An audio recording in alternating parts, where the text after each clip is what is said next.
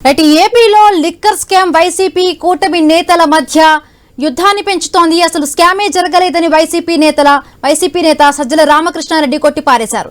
ప్రభుత్వ వైఫల్యాల నుంచి ప్రజల దృష్టిని డైవర్ట్ చేసేందుకు చంద్రబాబు ప్రయత్నిస్తున్నారని మండిపడ్డారు. వైసీపీ నేతలపై బురద జల్లే ప్రయత్నం చేస్తున్నారని మాజీ మంత్రి అంబటి రాంబాబు విమర్శించారు. లిక్కర్ స్కామ్ లో దోషులకు శిక్ష పడాల్సిందేనని బీజేపీ ఎంపీ సీఎం రమేష్ అన్నారు. ఈ కేసులో జగన్ ప్రధాని నిందితుడిగా తేలుతుందని మాజీ మంత్రి గంటా శ్రీనివాసరావు స్పష్టం చేశారు.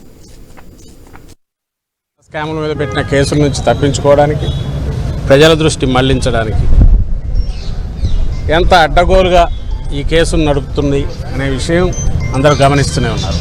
మూలం లేదు ఇక్కడ. స్కామ్ ఎక్కడనే తెలియట్లా. ఊడలు మెయిన్ స్కామ్కు బేస్ ఏందనే తెలియట్లా. ఊడలు మహావృక్షాల మాదిరి, అంటే పిట్టకథలు పెద్ద కథల కింద తయారవుతుంది. అది ఓ రోజు ఒక పిట్టకథ. 3,500 అనేవి తెలిసి 3,500 కోట్లని తెలిసి ఒక 35-40 వేల కోట్లకు సంబంధించిన లెక్కలు చెప్తున్నారు. ఇంత చేసి ఎక్కడ స్కామ్ ఎక్కడంటే దానికి సమాధానం చెప్పలేక, ఎందుకంటే లేదు కాబట్టి. దీని ద్వారా ఏం బెనిఫిట్ అవుతున్నారా అంటే తమ వైఫల్యాలను నుంచి తప్పించుకోవడానికి, ప్రజలకు ఆన్సర్ ఇవ్వాల్సిన పరిస్థితి నుంచి తప్పించుకునే ప్రయత్నం చేస్తున్నారు. మీరు ఈ రాష్ట్రాన్ని ఏ విధంగా కుంగదీయాలా, మళ్ళీ దోపిడీ దొంగల ముఠ వస్తుందని మీరు చెప్పడం నేను చెప్తున్నా. మీరు ఈ కేసులలో కూరకపోయి ఇప్పటి వరకు ఇంకా కేంద్ర ప్రభుత్వము ఈ కేసులపైన దృష్టి పెట్టలేదు. ఇప్పుడు దృష్టి పెట్టేదానికి మేమందరం కూడా కృషి చేస్తాం.